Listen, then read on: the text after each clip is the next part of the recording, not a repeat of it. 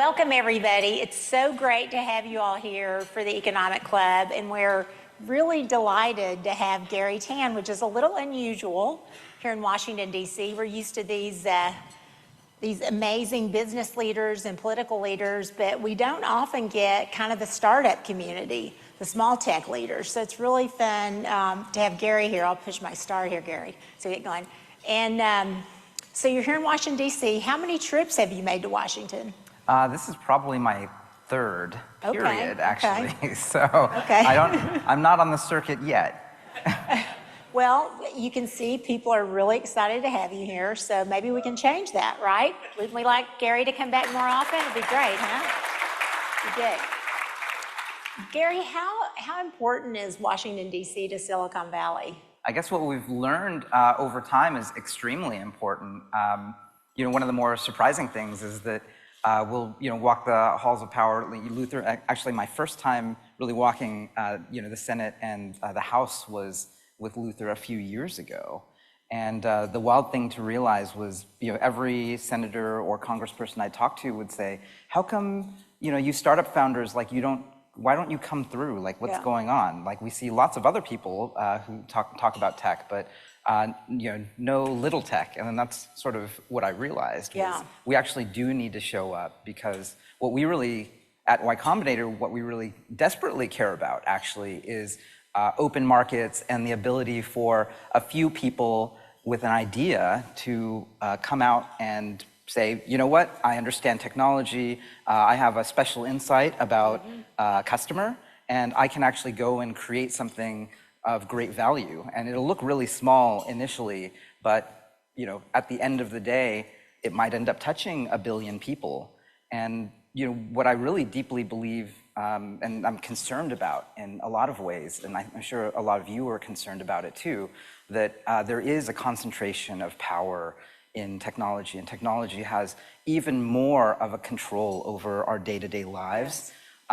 Personally, I think that the capacity for technology to solve real problems is very, very great, and we're in the middle of sort of a new revolution, and that's great. Totally. And then the thing I really care about is how do we actually make sure that turns into prosperity for everyone? And I think the path towards that is actually open markets and fair competition, because I don't want 7 companies worth $1 trillion with half of the S&P. Like, I would like to see thousands of companies. Like, we have 2 whole tables of founders from DC right here. Woo, love it, love it. And wouldn't it be great that we have homegrown unicorns at that table? That would be what prosperity and the American dream looks like to me. Yeah, for sure. And I think you are a big contributor to that. And it's interesting because obviously in Silicon Valley, everybody knows who you are. And if you're a part of any startup ecosystem around the world, I have heard about Y Combinator when I was in Singapore. I heard about Y Combinator when I was in Korea. I heard about it in Bahrain in the Middle East. But if you come to Washington, D.C., it's not a household name. So you've been around since 2005, is that right? So now 17, 18 years you've been around. You've done a lot, you've accomplished so much, but tell us a little bit, what is Y Combinator? Why does it exist, and kind of what's the whole premise around it? Absolutely. So Y Combinator it's an accelerator or an incubator, and you might have heard of many other ones, but this is the one that seems to be throwing off actually dozens of billion-dollar companies every single year. It did not start out that way. It started off as really an experiment by the founder, Paul Graham and Jessica Livingston. They created an internet startup that turned into Yahoo stores, and Paul's essays really inspired really my generation of startup founders to know you weren't meant to have a boss if you're capable of creating technology. There's sort of a third path, like when you're graduating from school, classically it would be go get a job or go to grad school. And then what Paul said was, what if there was a third option, which is you should try to start a startup, and you should try to get revenue and have a standalone business that could go on to become a large business. And it's hard to believe Y Combinator has only been around for 18 years, but in that time, it's gone on to help create and be the very first investor in more than $600 billion worth of startups, including Airbnb, Coinbase, DoorDash. I mean, we basically, something like, Stripe is huge. And so these are about 5 to 10% of our companies end up becoming worth $1 billion or more. Yeah, it's unbelievable. And that's up a lot. I mean, 10, 15 years ago, that number was really only 1 or 2%. So that's the wild thing that I think we're seeing now, that Y Combinator gives relatively small amounts of money. So initially, when I did Y Combinator, it was only, I think we got $15,000 because we were 2 founders. If you were 3 founders, you got $18,000 for 7% of the company. So the wild thing that happened in 2009, right after my batch, was Brian Chesky from Airbnb and his co-founders came through, and I think they got the $17,000. And at IPO, that was worth more than $2 billion, which they are one of the general catalyst companies. I'm proud to say we just had our last LP meeting at their offices in San Francisco. So It's amazing how they've grown, right? It's incredible. It's unbelievable. And they came out of Y Combinator.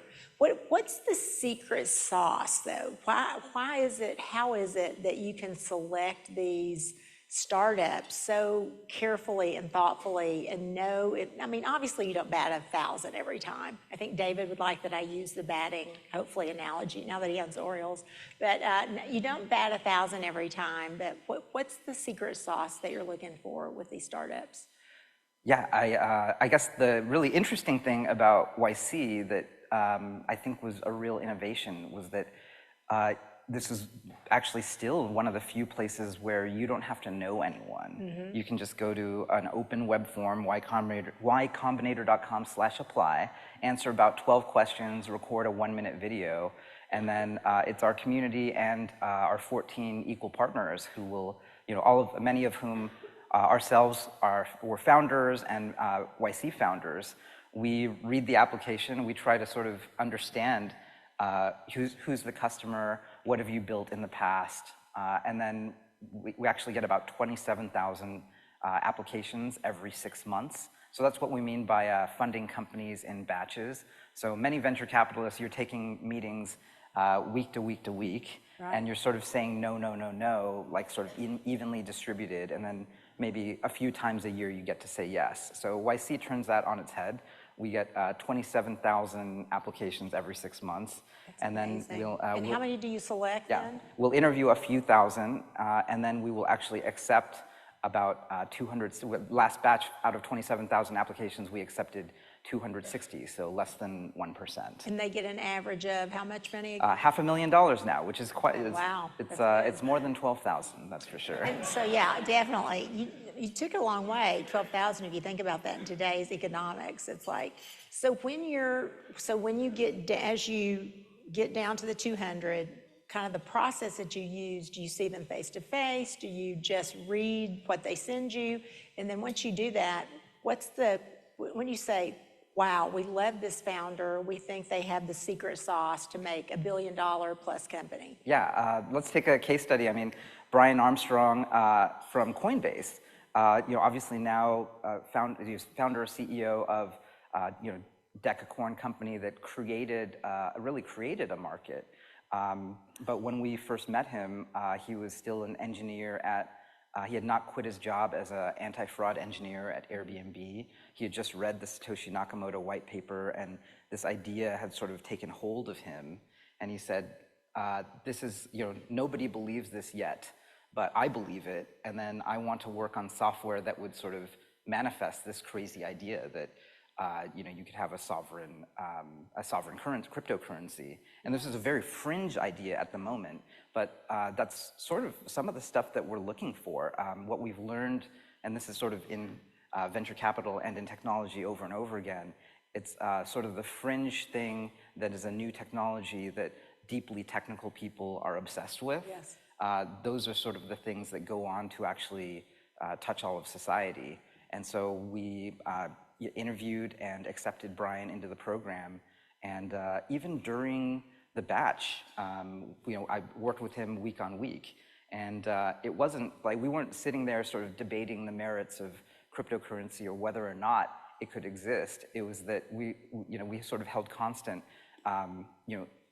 if this existed, what would happen? And then we said that's going to be really big. And then how do we build like day to day what's going on? And so the cool thing about what he was doing, we realized that it was really hard to even get Bitcoin. You had to, I mean, personally, I experienced that. I had heard about cryptocurrency on Hacker News, which is a website we operate. And I mean, What year was this? oh, this was, I heard about it in maybe 2011 or so. So it was very, very early. Yeah. So these fringe things can basically turn into something very big. Yes. And then I think ultimately what we really liked about Brian was that he was a first principles thinker. So, you know, let's hold fixed this belief that I believe that nobody else believes yet. And then what are the necessary things to build, whether it's software or distribution? I mean, there are some founders in the audience. I was just talking about this with just like literally 10 minutes ago before we came on here. Like, how do we get distribution, but also how do we validate that the thing that we built is actually solving the problem that we're setting out to do? Well, and you know, creating this in America, I think it's so interesting when we think about America being the place that we grow entrepreneurs, first principle thinkers. And you and I talked a little bit about, you know, you said within 5 minutes, you only spend, what was it, 20 minutes? 10 minutes, yep. And you said in the first 5 minutes, we know. So talk about that a little bit. What sparks, like you go, this is the person, the idea. I guess the wild thing to think about that I think is true, I think this was true for me, they're sort of round pegs and square holes sometimes. Yeah. Just, you know, you go to school, you get a job, you go to work, and then you realize like a lot of society sort of runs on mimesis, that, you know, our desires and our understanding of what's going on is, you know, sort of plucked from the pages of the Wall Street Journal. And that, there's nothing wrong with that. That's sort Here of like it's got to be the Washington Post. The Washington Post, yes. And you know, or TechCrunch, or you know, or you know, X, or all, you know, wherever. It just, I mean, we basically derive our understanding from not necessarily first principles and/or first party, but sort of like the second and third hand retellings.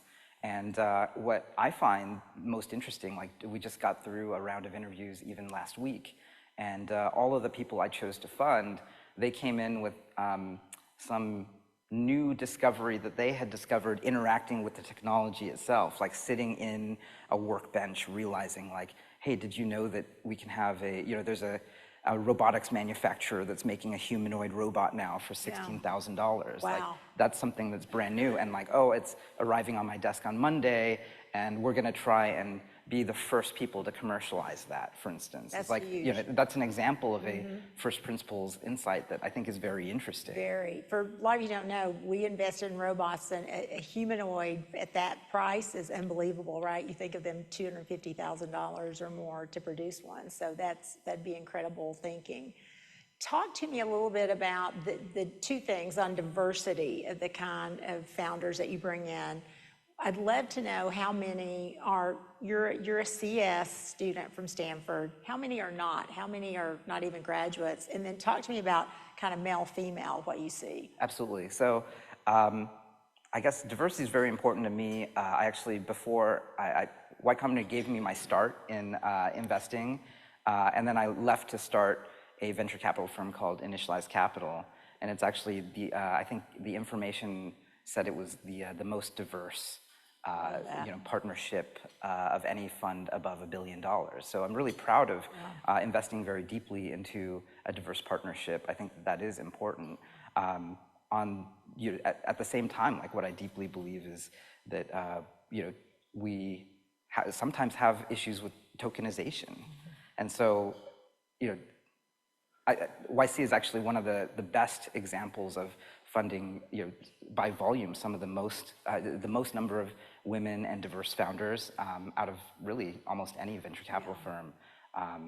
You know, in terms of percentages, I believe we're a multiple higher. But you know, that being said, like that's really not enough. We continue to believe that if we try to give more looks at applications and give more chances to more diverse you know, founders and would-be founders, that's actually the path that's right. Like we don't change the bar, we demand absolute excellence and merit, but then you know, Rooney Rule is a really good way to do it.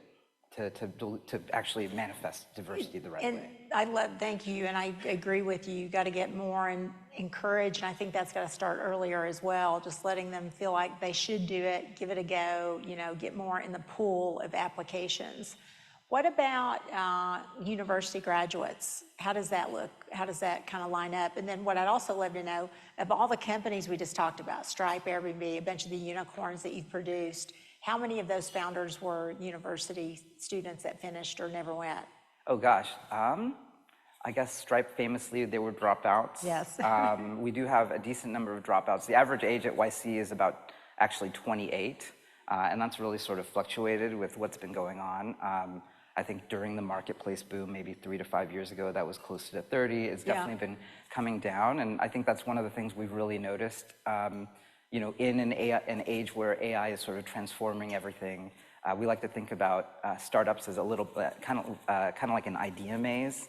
And when a new platform, a new technology comes out, like large language models, the whole idea maze gets shaken up. Yeah. So suddenly, consumer AI, for instance, is a thing that consumer startups, they've really struggled for quite some time. But that's some of the stuff that we're most excited about to fund today, because when you have a human-like intelligence, how could you not create? ChatGPT itself was probably one of the most fastest to success consumer products to be released in recent memory, and that's good news for founders. Yeah, and you and I talked about this earlier, but I asked you, hey, are you thinking about defense and intel? How are you thinking about government startups? And you told me something actually surprising about it. Oh, absolutely. I mean, I actually designed the logo of Palantir. Yes, yes, you did. We're going to talk a little more about your time at Palantir, which you're a graphic artist too, I guess, and you're a photographer and graphic artist in your spare time. Oh yeah.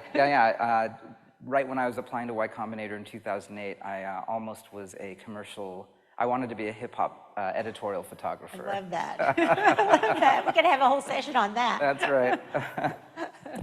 The path not taken, I guess. Yes, we all have those. Yeah. But tell me about, how do you think about defense and intel? Are you thinking about doing a cohort of this, a batch of companies that are in the defense and intel space, government directed? Absolutely. So one of the things that we love about YC is that we get to be generalists. Yeah. So, I guess the craziest thing about being a generalist is that we do actually get to see sort of the frontier of all of these different things that will become the next thing. So whether it was cruise automation, self-driving cars, Kyle Vogt was a person who actually came up through our community, just like Brian was at Airbnb. And, at that moment, like self-driving cars were not even, it was sort of a research project inside of Google at the time. And he was, that founder was one of the first people to say, actually, this technology could be commercialized now. And in fact, I'm going to create something that someone would be willing to buy for $10,000, a retrofit kit for an Audi A4. And basically becoming very practical allowed him to more or less create the market and speed up the commercialization of these things. So we believe that's also highly viable. I mean, friends with the founders of Anduril, big fan of Trey and Palmer over there. My partner, Jared Friedman, just released a request for startup, actually, around exactly this. And so even the last YC batch, we had a great company that is working in night vision, so literally being able to see in the dark using commodity sensor hardware, and they're collaborating with a lot of the usual suspects now. There's a big need for that, and it's interesting because in this city, I mean, if you go back to like 2010, you really didn't hear about startups or gov tech or defense tech or intel, and it's all changed. I mean, even around the world in other countries, you see that. And let's jump into just a minute on the geopolitical front. How have you seen, geopolitics around the world in the last few years obviously has changed a lot. Is that changing Y Combinator, the types of founders you're seeing come in with ideas in any way, and how you all are thinking about operating? Well, it's harder and harder or impossible to fund Russian and Chinese nationals. And that's, I thought Fukuyama was right. Like, I thought we had the end of history, and then here we are in sort of a new world. So aside from that, I think we actually really focused on getting people to move to San Francisco now. So COVID was sort of a moment when almost half of our batches were international. And now that we're sort of saying, hey, we're planting a flag, like we actually moved the center of gravity of YC to San Francisco, because that's the place where Anthropic, which is started by YC alums, by the way, and OpenAI, which was YC spinout. So Sam Altman had my job a number of years ago. So no plans on starting an AI lab. But San Francisco really is the center of this new revolution, and we're asking every single one of our companies that gets the $500,000 to move there, because literally the new systems, like you have systems that have just reached, just barely, Claude 3 arguably is at 103 IQ.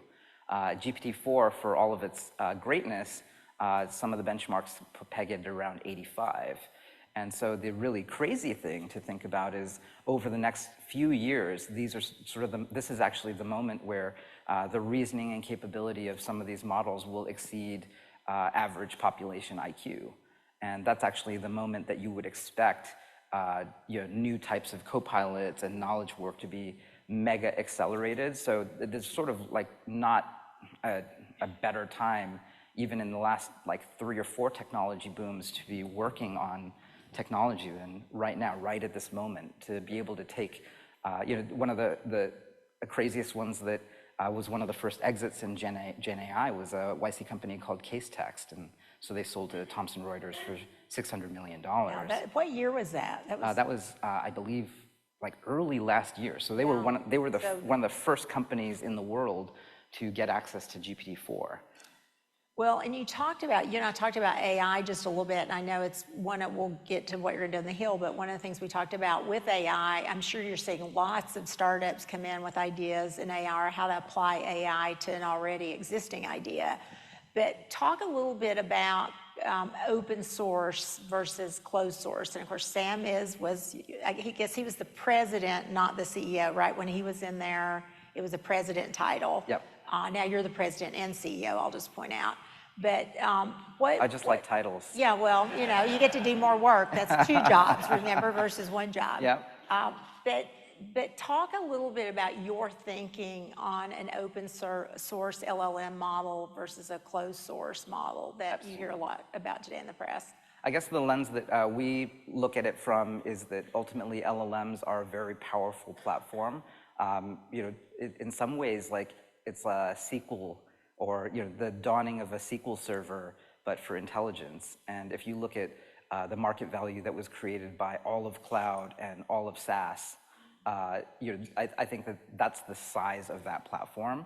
And then from the little tech angle, we're very concerned that that there might be centralization. So the same sort of platform sort of oligopoly that might happen with AI. We've seen shades of this in the past, whether it's self-preferencing from Microsoft, at the Windows level for its own products. We've seen a lot of issues with closed platforms, and ultimately, earlier we were sort of talking about the 2 extremes. Like, you can have an open platform that creates prosperity for others. We have an explosion in space tech at Y Combinator, for instance. Like literally, Astronis might compete with SpaceX over Starlink, but it itself is a very much a thriving business built on top of the launch capability of SpaceX, and that's a good platform. Like that's creating space. Even if you compete, you can still make space. Like AWS is also a great example of something that puts chips in pockets, allows other people to create more value as an open platform. And then way over on the other end, you have things like Siri, where Siri is, how long have large language models been around? Like how smart has the technology been? And yet 2 years in, we're still stuck with this sort of like 45 IQ thing. And that's because it's a very closed platform. And when you have those types of effects, you cannot, on our end, we're trying to fund founders, and frankly, there are lots of founders who run headlong into that kind of buzzsaw. And the net result, the good version of it is, I want 1,000 companies to be worth $1 billion or more. And I think that if we have 10,000 companies worth $1 billion, that's a better scenario than a scenario where we have 10 companies worth $1 trillion each. Right.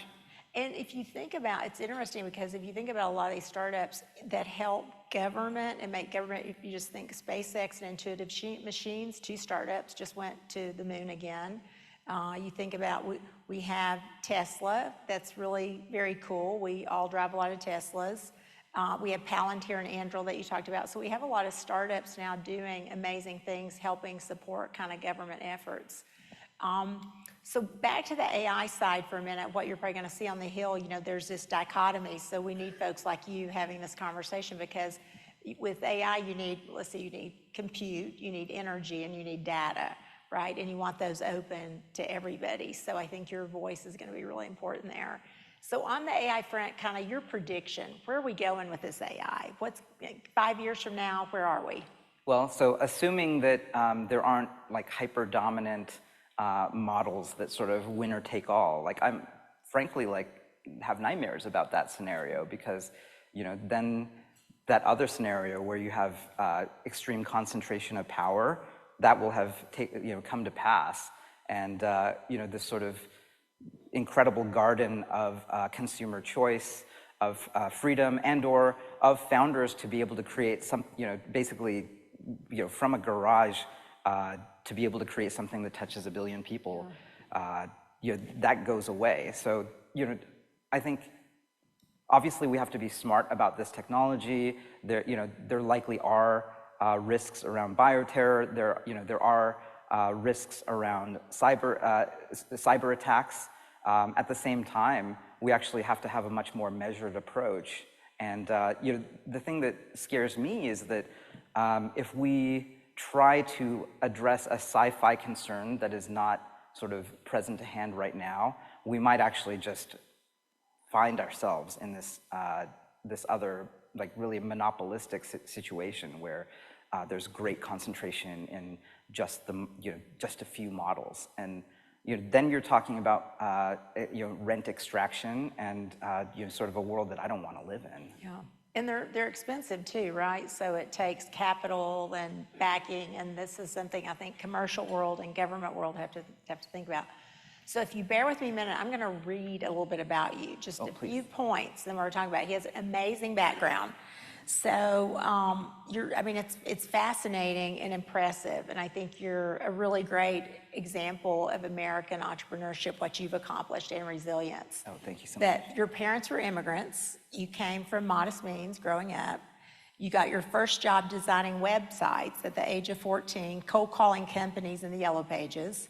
You made $7 an hour and contributed to the down payment of your parents' first house. You studied CS at Stanford, and you joined Microsoft in 2003. We were there at the same time. We talked about that for a little bit. In 2004, Peter Thiel offered you $72,000 to leave Microsoft and to join Palantir over dinner.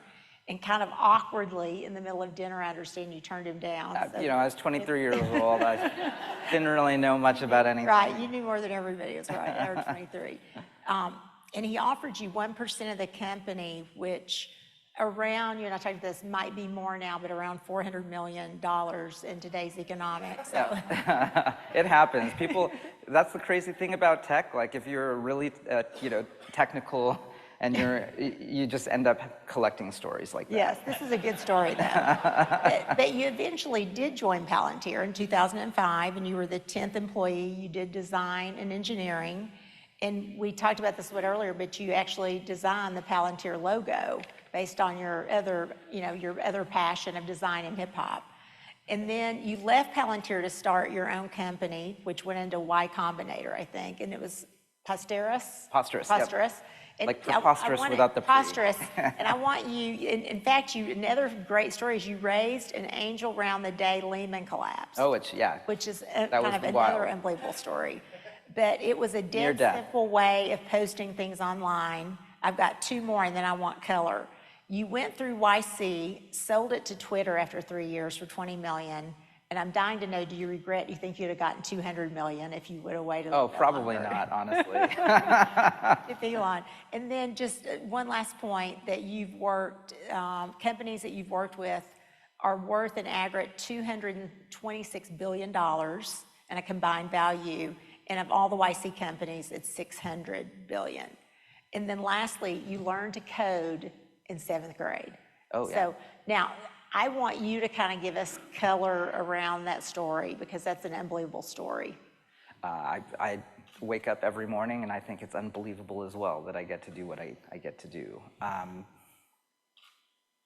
guess where it really starts is actually in the Bay Area. I feel, I feel a really deep affinity for San Francisco because this is where, Apple got started. This is where the mouse was invented. This is, it's interesting, like, to see that there's a deep interaction between, the counterculture attitude of, the West Coast and San Francisco in particular, and like sort of every other technology wave. Like, there was a moment in the past where, the heretical idea was that, you could have a personal computer, on every desk and in every home. And I think just being in that area meant that it was in the water. And then certainly once you got to Stanford, it's like, Paul Graham likes to say, going to Stanford for founders is like growing up in New York City as a teenager. Like, yeah. Things just happen to you a little bit earlier. So some New Yorkers in the crowd, I hear. Yeah. And so I guess I feel really blessed and thankful. I mean, to be in a place where, we can get access to. I went to public schools my whole time. Like, I really care about access to great education that's personalized. I think that being able to be in the right rooms with the right people who gave me this belief in myself that even if I look different, or if I didn't necessarily sort of understand how everything went, I could figure it out. Mm-hmm. And I think now Y Combinator is sort of like that defining place. We want it to be the magnet for smart, driven, ambitious, optimistic people to come together and say, well, here are the problems that are in society, and then we hope that not all of them can be solved through private enterprise, that's for sure. That's part of the reason why we're here, actually, in DC, the recognition that tech and businesses alone are not going to solve the problems for society. Right. But a great many can, and then that's one of the things that I'm most concerned about. I think that there's a wave of pessimism among our youngest people in our society, that they don't feel like the doors are open, and we need to find a way to make sure that they understand that this is America. Yeah. This is the place where yes. Hello. Yes.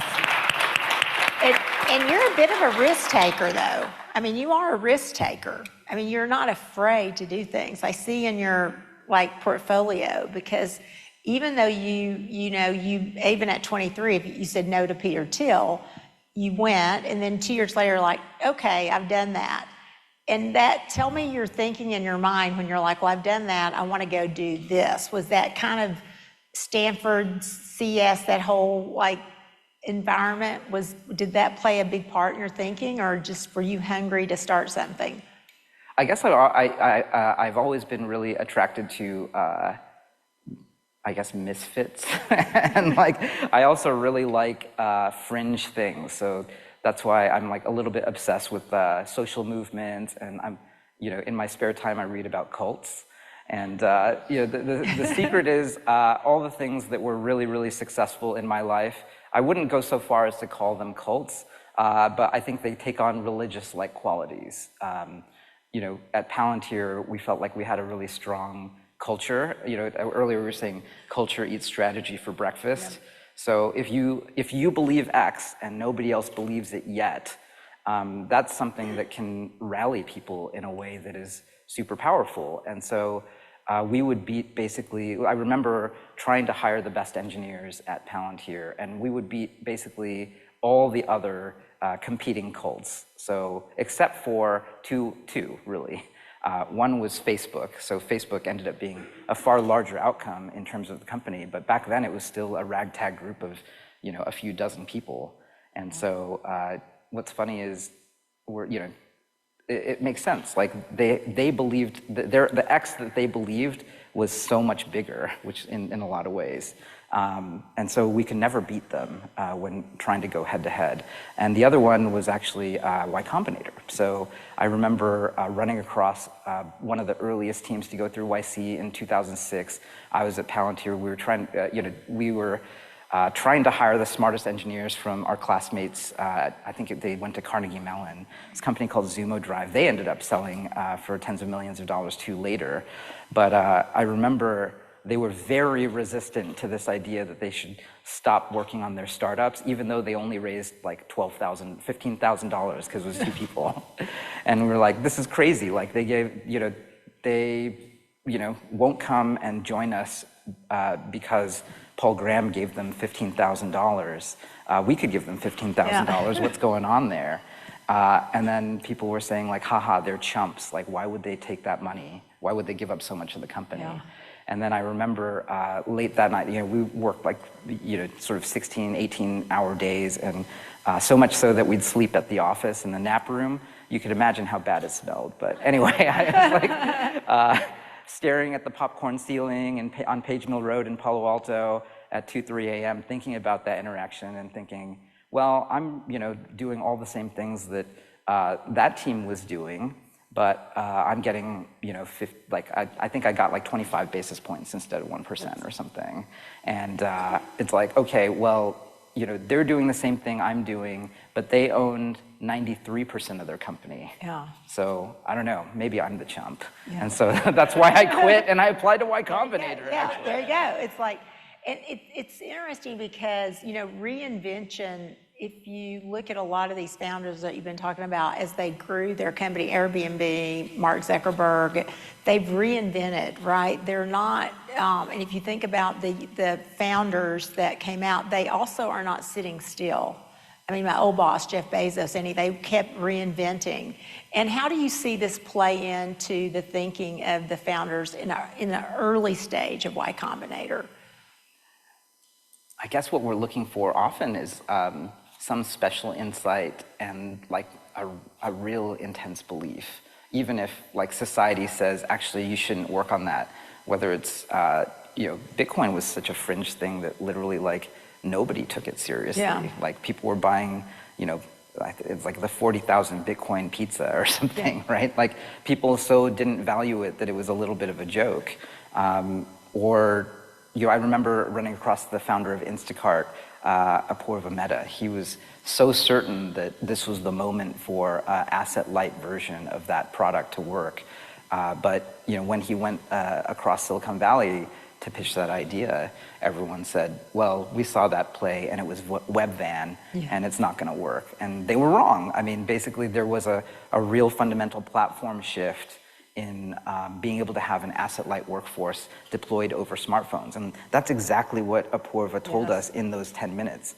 That, look, web van happened and it didn't pencil, but this one will, because I can go on Craigslist and I can hire basically almost anyone, and they will have a smartphone, and I will be able to deploy that workforce out there. They reinvented. I met him at Haymont's house the other night. Oh, amazing. I think he's reinventing something else again. That's right. Let's talk about government for a minute. Let's start with city government, and then I want to talk about federal government. So you've been a really vocal, which I love, proponent of San Francisco changes that could be made with the use of innovation. And there's something, WIMBY, Yes in My Backyard movement that you tweeted about a lot.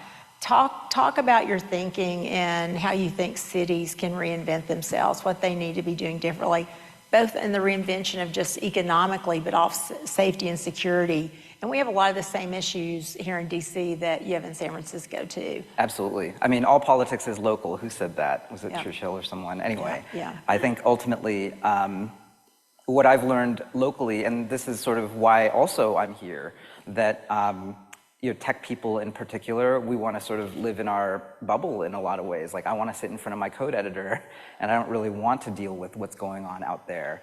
But in San Francisco, we have an affordability crisis. Actually, in pretty much all the cities that refuse to build, we can't have that. We can't have nice things. A 2-bedroom apartment is $6,000 or $7,000 a month, which is that's unlivable.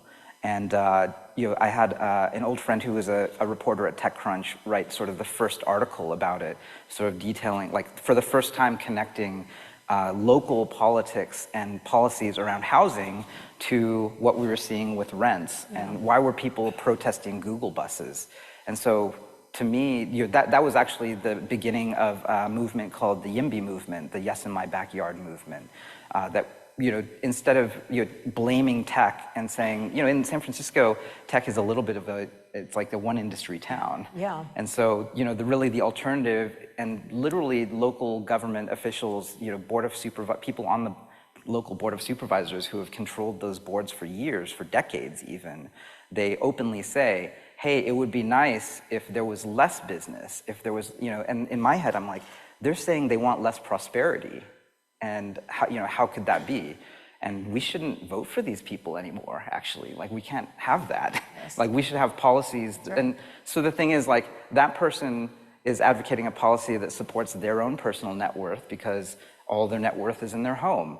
But as tech people who can create prosperity, we should be advocating a different thing, which is an ideology of abundance. There's no reason why we can't make 1- and 2-bedroom apartments come down to $1,000 or $2,000 a month. It's a pure market. Yes. And so the other thing that I've learned is that very, very small amounts of money get you protested. Yes, definitely. I've lived that world. I've put less than even $300,000 total, yes. Which does not go very far nationally, but. We actually have had really big changes happen in San Francisco. We recalled a district attorney and 3 school board members who were basically advocating policies that made it unsafe for my Asian American elders in San Francisco, who took away quality education, the ability to take algebra in middle schools. Like in San Francisco, even right this moment, public school children cannot take algebra until 9th grade. And so, how could this be? Like, in San Francisco, we are bringing together the smartest, most optimistic people in the world, and their children can't learn algebra without going to a $50,000 a year private school. What kind of justice is that? So, we are getting a lot more vocal. Mm-hmm. It's ruffling a lot of feathers. On the other hand, like, I think in November, we may well have a moderate Democrat moderate Democrat mayor, and a board of supervisors that will actually support YIMBY and strong schools and public safety on the streets. Well, it would be great to see San Francisco back the way it was, for sure, for all of us. Thank you for that. Thank you for your advocacy. To your point, it all starts local. We all got to get involved. So, all right, now let's talk about federal government. You're here. Luther has a big agenda for you planned on Capitol Hill. Who are you excited about seeing for your trip? Oh gosh, I guess the two. What's great is Luther actually, he's here full time. And one of the cool things that we did earlier this year for YC was a conference called Remedy Fest. And then the two of the highlight names, I think, were Elizabeth Warren, who we're meeting later today, and then J.D. Vance. And so, this is a nonpartisan approach. Like, we want both sides of the aisle. We want to actually just get our story out there, because otherwise they're just not even going to hear about Little Tech. They're not going to hear about this sort of American miracle of being a few people getting together in a room, writing some code, or creating some hardware that touches the lives of billions of people. Yeah. What does success look like for you when you leave your Hill visit this week? Well, some of it is like, I think that we're happy to be a phone a friend for people who are trying to understand tech, and to understand that we want a lot more of this, and we can have a lot more of this. And there's a through line between this outcome. We believe X, and nobody else believes X yet. We believe that Little Tech can and should exist, and done right, little tech will actually go on to create some of the best companies out there. And we don't want one or two or five of them, we want thousands of them. And that type of prosperity is the thing that solves American problems and creates jobs and actually makes the world a significantly better place to live. And that's what we want. And it really, you having that dialogue, it does all start with policymakers. You have to get the story out. So it's really great you being here. I have two quick questions. Are you going to open up an office here? Is Luther going to have a bigger staff with a bigger office here? I know that. We're going to have a one-on-one later. Okay. Mary would kill me if I did. And then, are you going to run for public office? Oh, my wife says she'll divorce me, so probably not. No, I think you would be really great, even in local politics. You should still think about it. So we have 10 minutes left, and in these executive dialogues, we usually open it up and take a few questions from the audience. So my only rule is ask a question. Don't just give us something. Ask your question. Okay, so who has a question for us? I see Garry over here. Thank you. Thanks for your comments. This week or next week, House Commerce Committee is going to be considering legislation which would take away the protection that any internet site creator has against liability for user-generated comments. Could you give your view on that and whether that is good or bad for startups? Sorry, this is taking away 1031 protection, which is created the internet in a sense, is that internet site owners are not responsible for what users generate. Got it. On Yelp, on Airbnb, on Nextdoor, all these websites that exist will all of a sudden be able to be sued by anyone with a gripe and any lawyer. And it looks like it's going to go through the House Commerce Committee. What's your view on that? I guess I'm not all the way up to speed on that one. However, anything that sort of prevents people from running these things that clearly have value to our society, we should be very careful of messing with. Yeah, that sounds like a problematic one. That's a sticky one. Hi.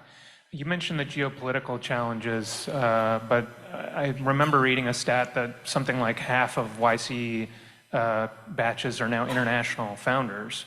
I'm curious if you can speak to the kind of role that YC plays in the international ecosystem, and also are there things that we can learn here in the US startup ecosystem from what you're starting to see happening internationally? Yeah, great question. I guess the biggest thing that we saw over the past few years going back to in-person in San Francisco is that I think that the actual number of foreign nationally based companies has gone down to about 10%.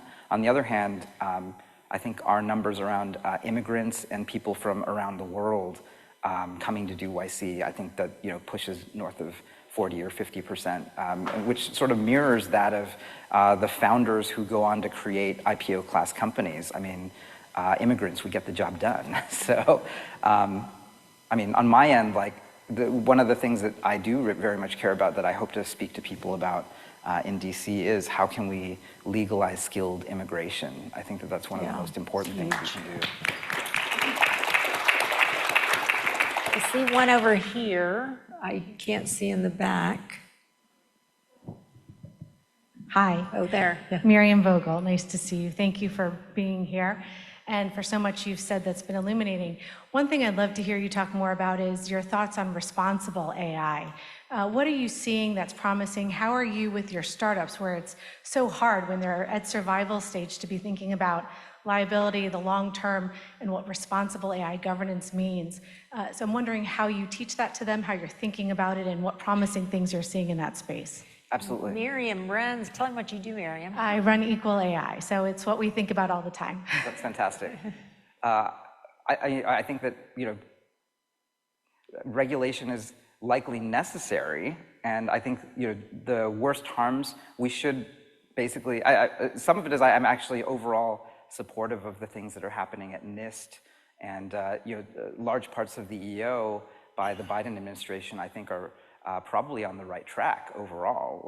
I think that they've overall been pretty thoughtful about not being prescriptive. The bad version of it, I think, is some of the bills that we're seeing out of California, out of even our very own San Francisco. There are things that I find very concerning about those. I think that that's like the big discussion broadly in terms of policy right now is what does a good version of this really look like? And I think we can look to people like Ian Hogarth in the UK to be thoughtful. Like they're increasingly, I think they're also mindful of this idea of kind of concentration of power, but at the same time, they're trying to figure out like how do we support innovation while also mitigating the worst possible harms. And in terms of responsibility, like the great thing about having 27,000 applications is if we don't agree with the mission or even what that product would do for society, YC just doesn't fund it. And there are lots of pretty crazy examples of things that turned out to be, we did end up reading about it in the pages of Wall Street Journal. They did apply to YC, and we go back and look at the interview notes, and it's like, we don't think this is good for society, and thankfully we didn't fund it. Right here, I see one. Greetings. Would be interested in actually builds on what you just shared to Miriam's question about doing well as a company, but also doing well for the world. How do you balance both the idea that obviously you want to generate revenue and create value, but in some ways to create the future we want, it's also creating things that are beyond just financial value? Yeah, that sounds right. I guess, well, increasingly we're finding as many of the top AI labs themselves are public benefit corporations. The funniest thing that actually a friend of mine from my YC batch told me, I mean, when he started a company called Vicarious that sold to Google, right at the beginning, he said, you know what, this is not going to be a Delaware C Corp. This is going to be a public benefit company because if we actually manifest AGI, we're not going to want sort of the relentless profit motive in there. So I think that that's probably a positive thing on the AI side. Aside from that, like, what I love about working at Y Combinator is like it feels much less like work and much more like play. So some of it is, we can choose. Like it turns out that working with people who are like much more mission oriented rather than profit, just pure profit, it actually just correlates with much more transformation, much more of an ability to create a culture that beats all strategies. And so, I think that by the numbers, that's true. Like, and that's an interesting way to square the circle. Like, things that, have a profit motive alongside a very strong mission, those are actually the things that really succeed. And the people who are like, sort of cut corners or like the Theranoses, like these are things that tend not to actually fulfill the thing that we all want. Maybe one more question. Is there one more out there? Anywhere? I see. Okay. Thank you. Jimena Yates with Build Within, and introducing you to lots of startup founders here. I'm not going to name them, but anyway. So quick thing, we rented a house a month ago in Hayes Valley, Cerebral Valley. And because we were here, we built technology here, and we did how to walk through the Tenderloin. So I agree that is really, it's very sad, and what you're doing is commendable.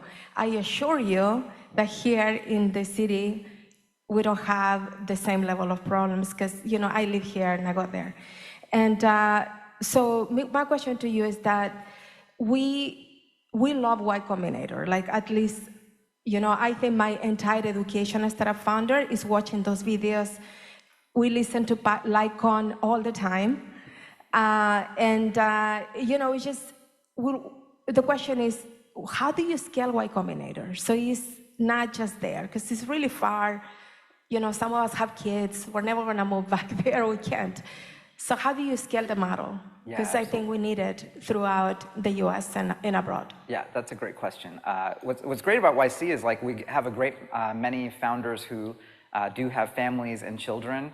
And then in the summers, often they will actually move the whole family out for the 3 to 4 months, and then they'll move back.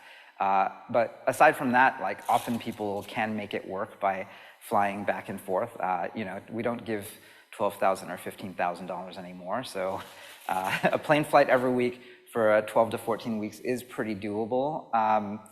I guess what we're realizing is like San Francisco is really important to us because basically the likelihood of a YC company becoming a unicorn actually goes up by more than 100% if they actually are in that community. So I think we're sort of taking a data-driven approach. Like what I would love to see, and I think that this is actually happening as well, some of the best companies around the world and across the country turn out to be YC companies that take the culture from SF and then infuse it elsewhere as well.